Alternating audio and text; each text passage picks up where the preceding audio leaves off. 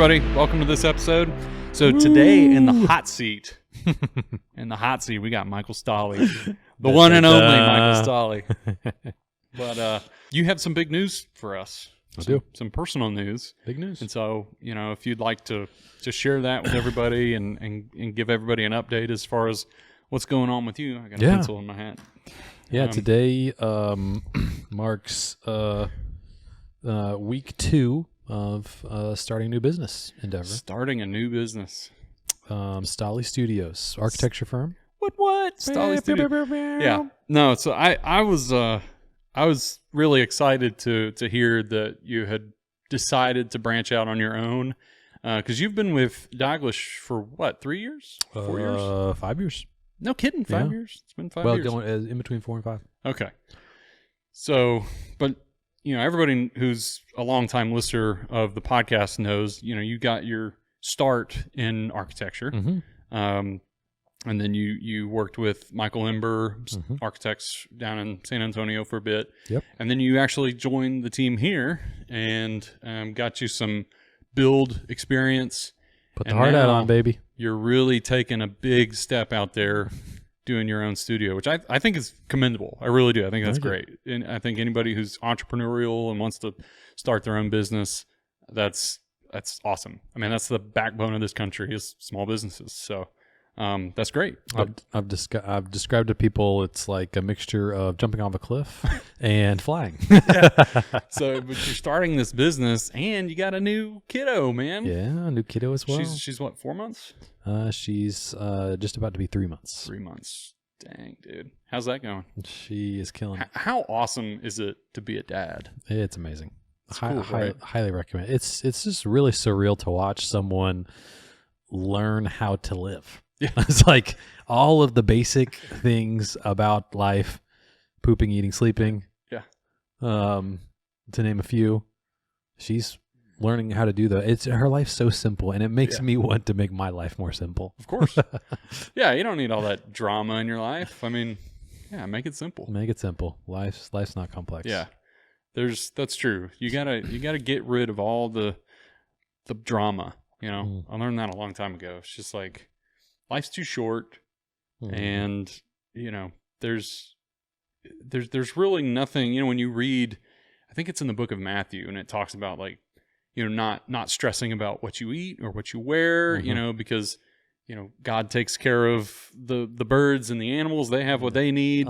And all the fields, they have flowers, and there's this natural beauty, and it's like if He created the natural world to be like that, like, and how much more will He take care of you as a human being? So it's like, don't worry about it. Don't worry about anything.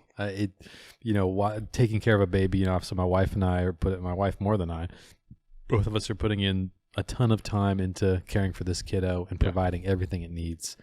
And it's like, wow, if we're putting in this much effort for this one kid, to your point, how much God is doing so much more providing for all of us. So it's pretty amazing. I wanted to read this quote, the C.S. Lewis quote. So he said, "Children are not a distraction from more important work. They are the most important work. In the end, the legacy that matters won't be what you built in the world.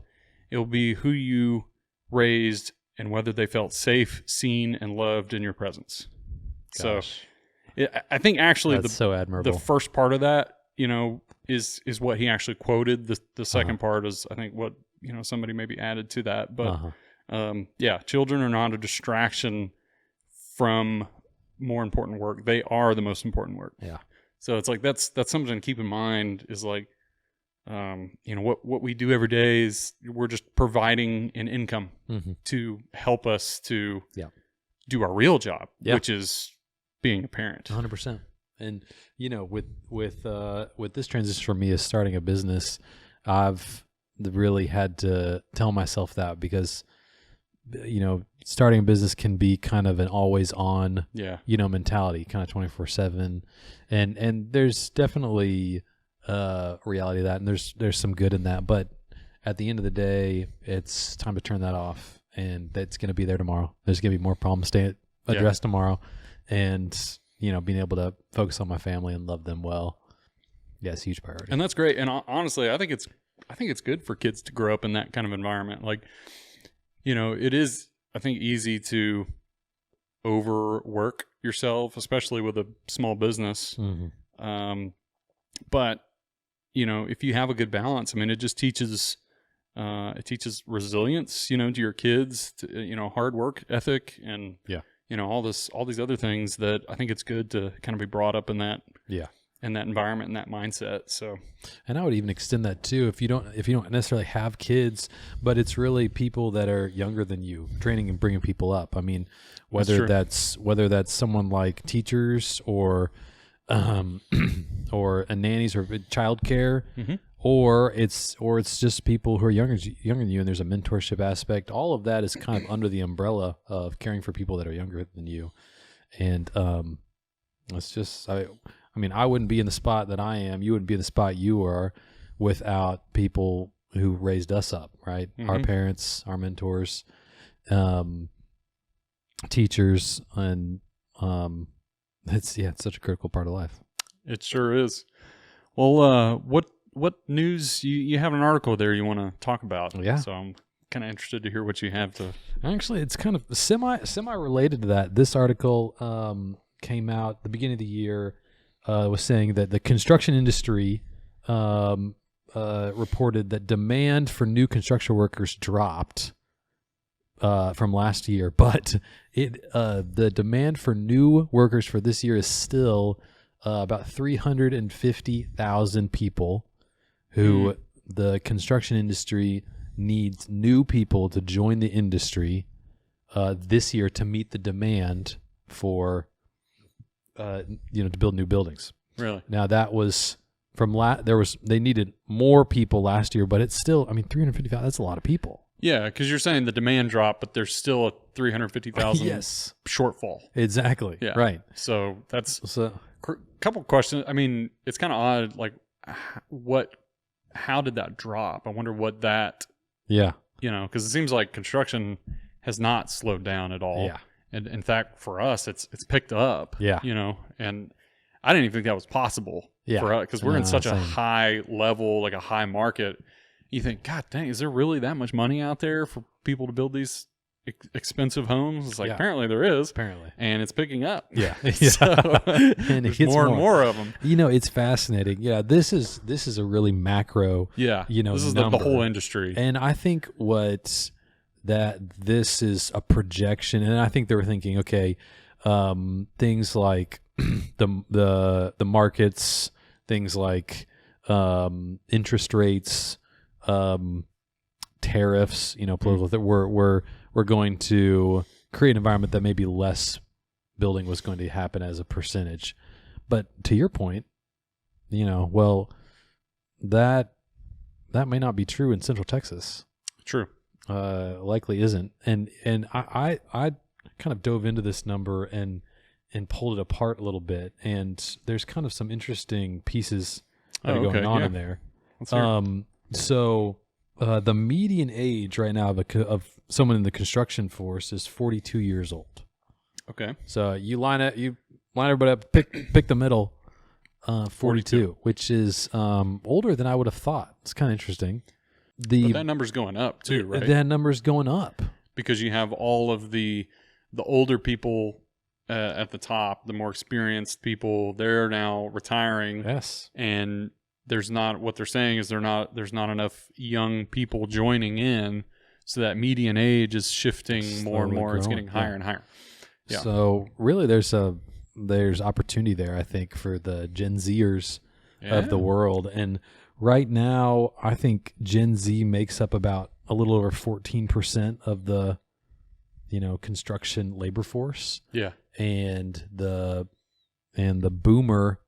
baby boomers, those people are retiring, and so their chunk, is going to basically open up as opportunity for. It's going to create a vacuum for the which I thought that was and really even like you said in Central Texas in this region, their demand, construction is increasing. There might be other parts of the country where it might be slowing, but here, Texas has the most people flocking to it. Did we talk about that? I think maybe the last episode, last where Texas has the highest increase coming from other states. Yeah.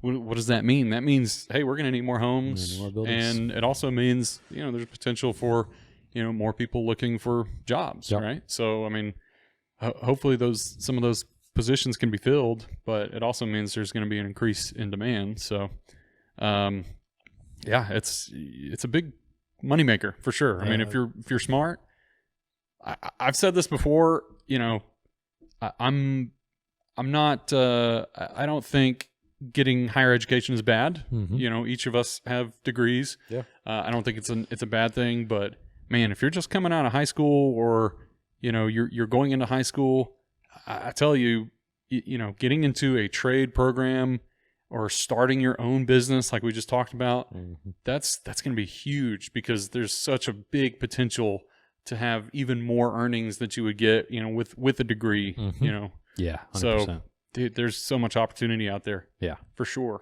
Yeah. If you break apart the 350,000, that sounds like a ton of people, and if you break it down, you think about, okay, what proportion of that is in Texas? Well, that's probably about 35,000 people.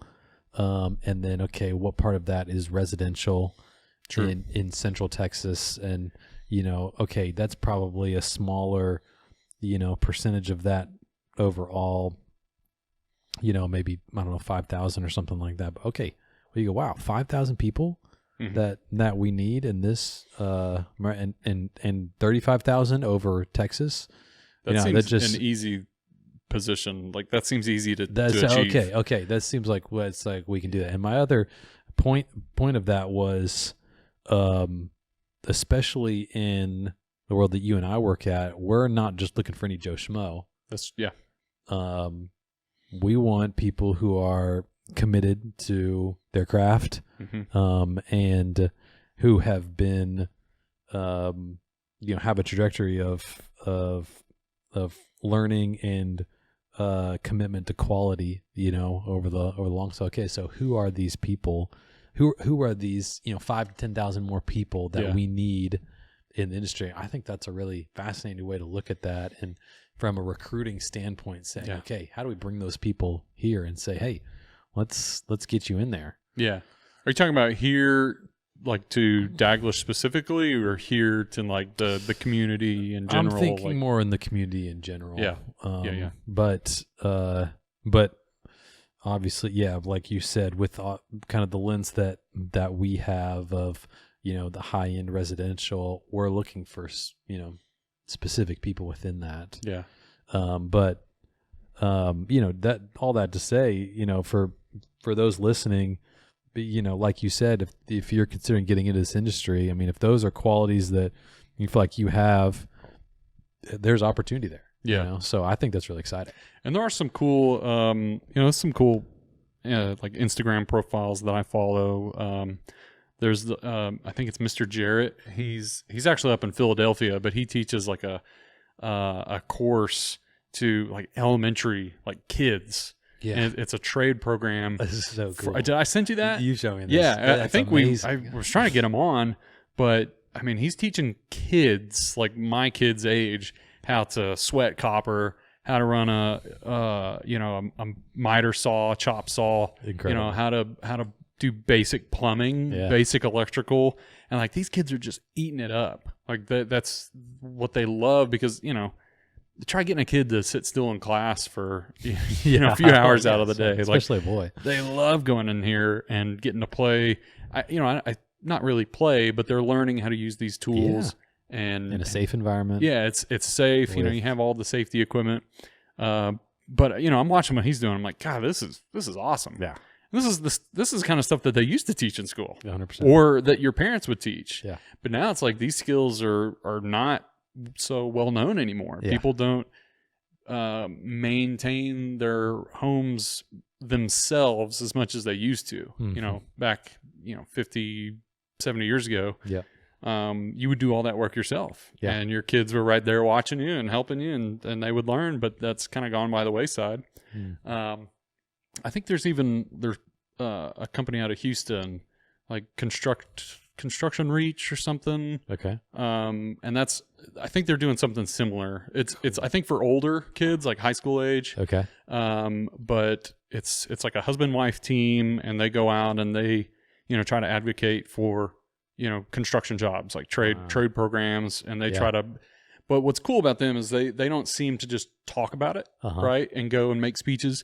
They actually have like workshops where students can come and they get hands-on experience, and then they can actually have an interview right there and get a job or something. It's like they're connecting people, like the student with the company. Oh, that's great. You know what I mean? So it's like there's opportunity there. It's not just, hey, we're going to come learn how to use a table saw. Oh, now you need yeah, but you can actually get a position or something out of it. So I thought that was really neat. That's amazing. We need more of that. Yeah, I think that's really cool. It's incredible. So I don't know, just food for thought there. But I want to pick your brain a little bit now that you kind of had you've had your feet in both worlds, right? You're architect, builder, and now you're getting back into architecture. And what were some lessons learned, throughout the your build career, I guess? What did you think coming in versus now that you have some, 5 years of experience? Like, what do you know now, Yeah. Oh gosh, that's a really good question. I think one of the things that I've learned, from being on both sides now, looking back at this past 5 years building, is that, in digital world, you can, if you're drawing something, you can zoom in and zoom in and zoom in. And there's a limitation to the physical world. Yeah. Of how much you can, quote, zoom in. Right. Yeah. We don't have microscopes on the job site. And people just don't build buildings. There's not really a need to build buildings to a precision of a, crazy, 1/28th, 64th an inch or whatever, I mean, there's some times where we might need a 64. Yeah, maybe 64. Depends on the client, man. But I think actually having, gone out there, put the hard hat on, and doing the work. Yeah. I think knowing when that's valuable and when that's not. Sure. And I just the builder, whoever's building it, oftentimes has a really good feel for what that tolerance needs to be. Yeah. Not all the time, but and I think that is, a lot of, looking back on my design side, I put a lot of effort into that level of precision that doesn't need to be there. Yeah. Yeah, I wonder, do you think now that you've got some like build knowledge under your belt, do you think your designs will have a little bit more like built-in flexibility? And 100%. I mean that because, like, when you're drawing on the computer, all your lines are perfectly straight. Perfectly straight. You got here's your stud, there's your sheetrock, there's your trim, and it's all in nice, clean, 16th inch increments, and it's boom, it's perfect. But the reality is, you get out in the field, and some materials are your planing studs and your shimming drywall, and then you got your mud setting tile at different levels, and the goal isn't that every layer is perfect, right? I mean, they all should be done with excellence. Yeah. But what you're wanting to get to is an end product. Yeah. That looks great. And how you get there in that, we're talking about a wall assembly right now. Yeah, it can look a lot of different ways. Yeah. Because I've seen this time and time again. Like every time I look at a set of prints, it's like, man, there's just no room for error. It's like there's no built-in buffer. Yeah. And it's like, nope, this ceiling has to be exactly this height. Yeah. And you have, your 5/8 sheetrock, and then boom, you have your trusses or your roof framing members. Yeah, right. It's like, can we, I like to have your structure up here, and then you build everything down and get it perfect, like a box within a box. Kinda. And like that gives us some room to just get everything really dialed in. Yeah. But it's like, if you just slam everything, like that's your steel beam and drywall right against it. And it's like, there's no moving. You're stuck there now. Yeah. So that's a good example. What you were talking about before of having like a ceiling, for example, having structure. And then before I would have drawn, okay, you put your structure in, and then I would have drawn it. Okay, I'm just going to set my finish, whether that's, beams or faux beams or just TNG, tongue and groove ceilings, slats directly to the structure. Yeah. Well, what you're saying is important. But hey, it's nice to add some wiggle room in there. I love maybe wiggle room. we put some sleepers. Yeah. Or some blocking or some furring strips or some space in there. Some spacers or decouplers, something like, hey, this is going to allow you to really, especially because I'm thinking like with what we do, everything is level 10. We don't do level 5. We do level freaking 10. And it's got to be perfectly flat and straight. And it's like, if you don't have wiggle room or room to just massage it and get it just perfectly dialed in, it's like, dude, you're going to put a 1/2 inch of mud on this ceiling just to get it flat. And then who else, what else is that going to affect down the line? Now all your recessed trims are, buried in mud, 1/4 inch or more. And it's like, let's give some wiggle room here. Having precision is a good thing. But there's just there should be a hierarchy in the architect's drawings to what's important to be precise and what's not. Where's the flex, and kind of having that, built in goes a long way. What was there any hard lesson learned? Something that just really stuck with you? I mean, it could be like budget related or client expectation related or even just build process, I mean, the build process is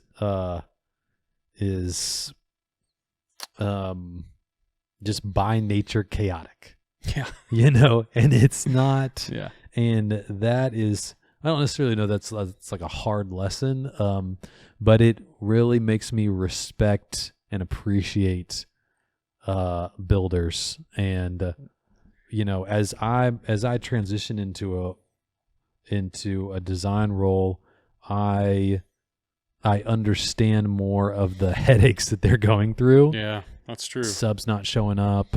Yeah. Materials constantly fluctuating in price. Yeah. Delays, receiving materials. Delays that are completely out of your control. Yeah. And so that perspective really makes me more of an advocate for the builders on the project that I'm on, and saying, how can I help you? Right. I think that doesn't necessarily mean let me give you another drawing. It could. Yeah. But there are a variety of ways that, that can happen. And one of the things is, buildings these days, there's literally millions of decisions, it all as especially with the types of projects that we work on, as the types of finishes, increase in size and, optionality and stuff like that. Yeah. And so being able to narrow that down and communicate that clearly to a builder is, going to save them so much headache. And it probably changed the way your planning stages, right? Yeah. And like what information is available when. Yeah. Yeah. Because it's like now you see kind of the rhyme, the reason, I guess, like, why are you wanting to know this? Like, what the heck? Yeah, what does that have to do with anything? Right. Put that off. It's like, exactly. no, you don't understand. Like, I need this because that affects this, and right. that affects this. Yeah. And so it's like, oh, okay, that Totally makes sense now. 100%. Yeah. So, and it gets me excited too. I'm really passionate about, like there were times in projects when there was momentum on a build team that could just build some really awesome stuff. Yeah. I mean, just freaking cool. Yeah. And oftentimes part of that was there was clarity in what they were doing. Yeah. This is what we're building. And there's a project that I was hearing about recently where, that a team had to pull off and had to pump the brakes and the primary reason was there just wasn't clarity around what was going on. Yeah. And so that gets me excited for, okay, let's take that into future projects and let's put good clarity to what's going on. And I think we could build some really beautiful things. Yeah. And having, clarity as far as, the deliverables on the front end, and maybe some more organization and communication. Yeah. I mean, are there times where you think it's necessary for, the builder, especially in like design development, right? So this is like before you've even broke ground, that the builder should step up and sort of take control of I don't want to say control of the design process, but like sort of the design schedule. And especially we're doing a lot of design assist contracts now where like the builder is really getting in very, very early on in the design process. Yeah. So we're part of some of those early conversations, and we're not there to necessarily steer the design in any way or particular, but just to offer insight into, it could be budget insights. Whereas, hey, this is your budget, but you're wanting to add this, right? You wanted to add a closet over here. Well, that's going to affect the budget in this way. Yep. Right. That's going to increase by this amount. Yeah. So you're kind of helping to steer the ship a little bit by offering some insight early on. Yeah. So and a big I'm all about that. I think the most successful projects, houses that are built, are ones where the project team works well together. Yeah. That's 10 out of 10 times. That's what happens. And I think when you bring in the builder at that stage, when you bring in, consultants at that stage, there's a cost to that. Yeah. But it really is, it's offset oftentimes on the back end because, you're not having to, it's not like the architect and the owner create this thing and then give it to the builder and they go, do it. Now you're creating it together and there's not that translating of it that happens down the road. Yeah, you're eliminating the sticker shock, I guess, and the surprises later on down the road. Yeah. Not to say that there won't be some of that. No, yeah. But you're trying to at least limit it, and get it within a acceptable margin. But you're not getting out in the field like, oh, I didn't know you designed it this way, or you left this information off, and I didn't know that wasn't in my bid. Yeah. And so that's going to cost another $100,000. Yeah. So I think being able to partner builders and architects, and like you said, it's not for every project. Obviously, there is a cost to that. Yeah. But heck, it's going to eliminate some headaches later on. Yeah. Another thing that I've learned is that I used to think about it in a very traditional sense of, okay, kind of design, bid, build, where you design it, you figure out what it is, and then you estimate it, figure out how much it's going to cost, and then you build it. Yeah. And I don't think that's the best. I don't think that process yields the best result because so much of, and this is probably specific to our, market industry type of high-end residential, but so much of the design changes and evolves, and you get into a multi-year project. You're in year 3, and the finishes are evolving and changing, and there might be new opportunities that you uncover, and scope grows and shrinks and changes, and so there's really an art to, I think, with kind of what you were saying, design assist, like from a contractual standpoint, I think is the winning model.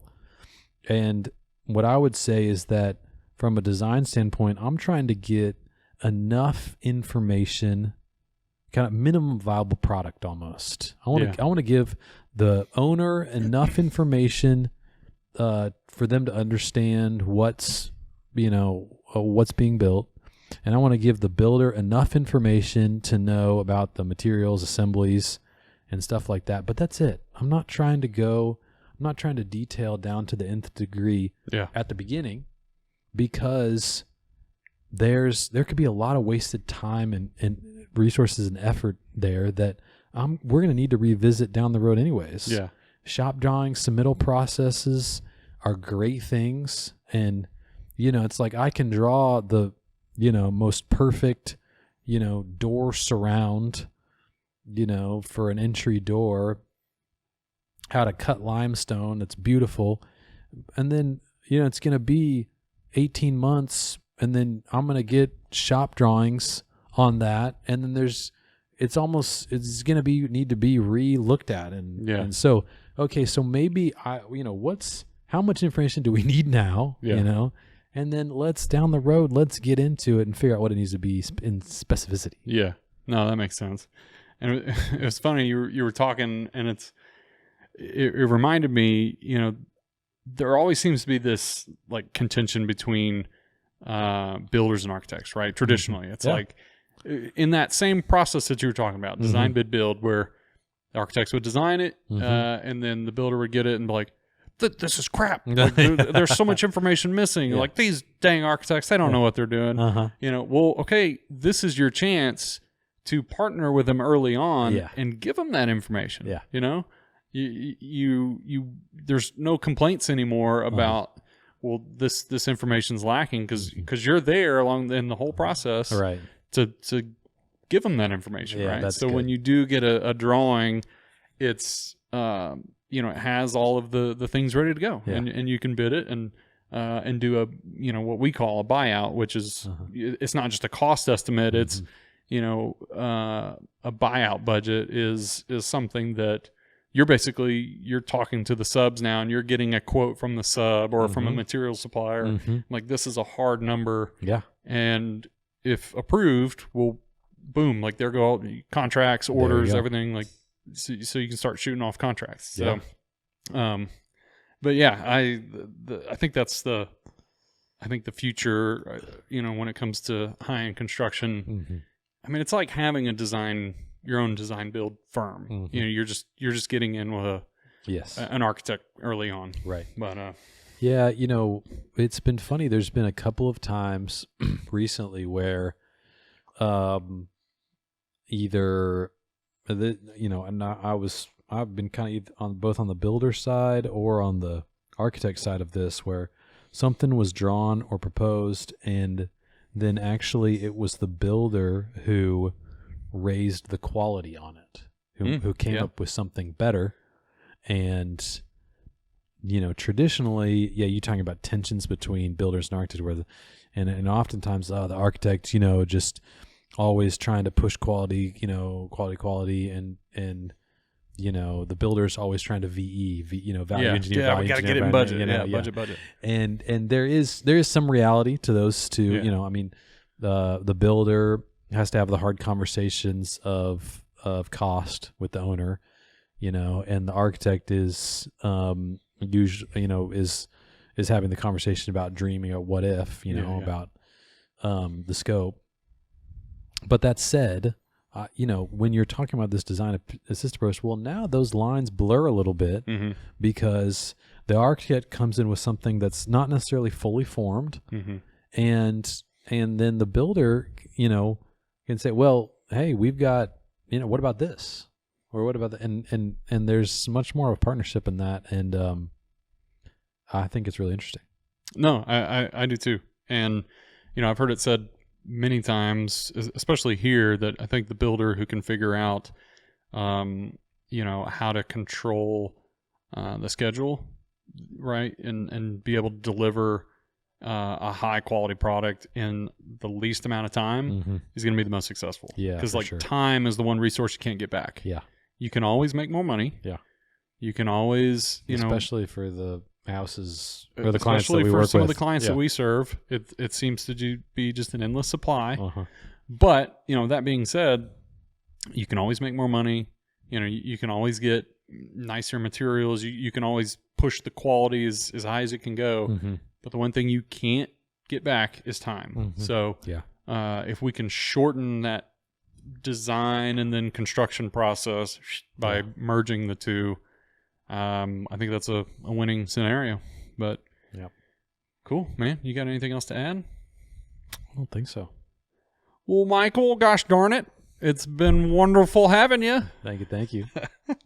No, I'm happy for you, man. You're stuck with me, actually. I'll see you on the next episode.